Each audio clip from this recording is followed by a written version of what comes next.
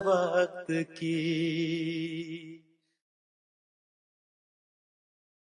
جہاں تک میں نے جائزہ لیا ہے اور حقائق اس بات کے گواہ ہیں، دراصل اسرائیل کا قیام ہی تمام نفرتوں کا آغاز ہے، تمام نفرتوں کی جڑ ہے، اور اسرائیل کے قیام کے تصور میں جنگیں شامل ہیں۔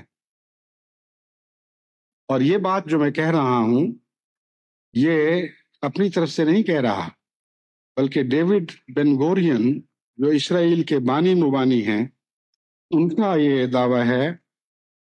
میں اس کا اقتباس پڑھ کے سناتا ہوں۔ میکنگ آف اسرائیل میں صفحہ 55 پر جیمز کیمرون لکھتے ہیں، اور بن گورین the word state had now no meaning other than an instrument of war۔ اسرائیل کے حصول کے بعد بن گورین کے تصور میں اب ریاست کے کوئی اور معنی نہیں رہے سوائے جنگ کے۔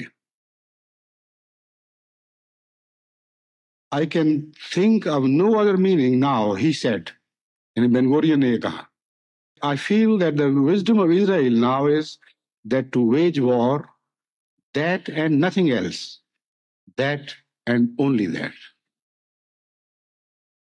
کہ میں یقین رکھتا ہوں کہ اب اسرائیل کی حکمت اور اس کی عقل کا خلاصہ یہ ہے کہ وہ جنگیں کرے، اور اس کے سوا اور کوئی خلاصہ نہیں، جنگ اور جنگ اور جنگ۔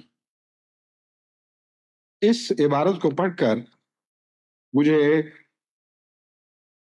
کولرج کی 2 سطریں یاد آ گئیں جو اس نے اپنی مشہور نظم قبلہ خان میں قبلہ خان کے متعلق لکھی۔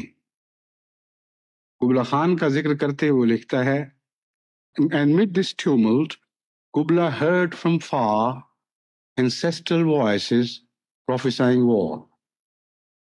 اس غلغلے میں، اس شور اور ہنگامے میں قبلہ نے دور سے آتی ہوئی اپنے آباء و اجداد کی آواز سنی جو جنگ کی پیشگوئی کر رہی تھی۔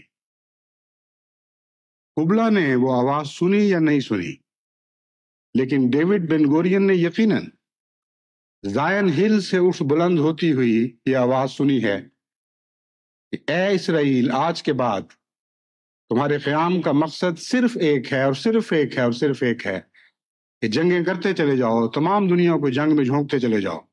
اس کے بغیر اسرائیل کا اور کوئی مفہوم نہیں ہے۔